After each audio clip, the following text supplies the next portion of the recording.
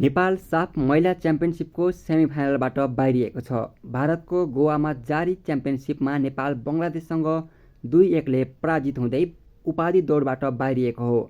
8औं संस्करणमा 6 पटकको फाइनलिस्ट नेपाल दोस्रो पटक सेमिफाइनलमा पराजित भएको हो। यसअघि नेपाल एक पटक सन् 2016को चौथो साफमा नेपाल सेमिफाइनलबाट बाहिरिएको थियो। 10 वर्षपछि नेपाल पहिलो पटक साफको फाइनलमा पुग्न सकेन। नेपालले अग्रता जोगाउन नसक्दा बङ्गलादेशले शानदार कमब्याक साथ 2-1 को जितमा फाइनलमा पुगेको हो। गोवाको जवाहरलाल नेहरू स्टेडियममा खेलको 23औं मिनेटमा दिपा साईको कर्नरमा बङ्गलादेशकी गोलकिपरले मिस गरेको बललाई 6 यार्ड बक्स बाहिरबाट गीता राणाले हानेको प्रहार गोलमा परिणत भएको थियो। जारी साफ च्याम्पियनसिपमा गीताको यो दोस्रो गोल हो। नेपालले भुटानलाई हराउँदै एक खेल मात्र जितेको थियो र गीताले एक गोल गरेकी थिइन्। 36औं मिनेटमा प्रीति राईले हानेको पावरफुल सट बङ्गलादेशका किपरको हातमा लाग्दा क्रसबारमा ठोकिँदै बाहिरियो। नेपालले 2-0 को स्पष्ट अग्रता बनाउने राम्रो मौका गुमायो। त्यसपछि पहिलो साफको इन्जुरी समयमा बङ्गलादेशले बराबरी गोल गर्यो।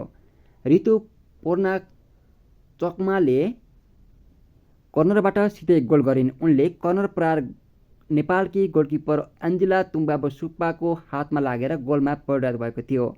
पहिलो हाफ 1-1ले बराबरी भएको थियो। खेलको 47औं मिनेटमा प्राप्त क्रसमा बङ्गलादेशकी डिफेन्डरले डिफेन्ड मिस गरेपछि रेखाले गोलकिपरलाई बिट गर्दै खाली पोस्टमा गरेको प्रहार गोलमा लागेर बाहिरियो।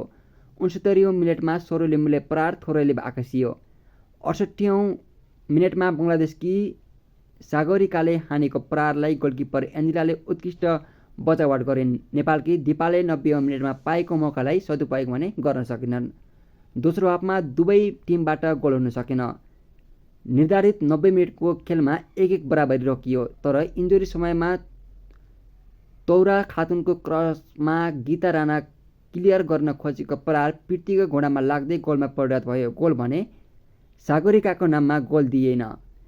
त्यही गोल निर्णायक बन्दा नेपाललाई 2-1 को मात दिँदै बङ्गलादेश लगातार तेस्रो पटक फाइनलमा प्रवेश गरेको छ।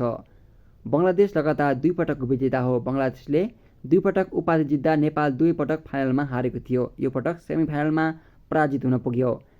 आजै हुने दोस्रो सेमिफाइनल खेलमा भारत र भुटान बीच खेल हुनेछ।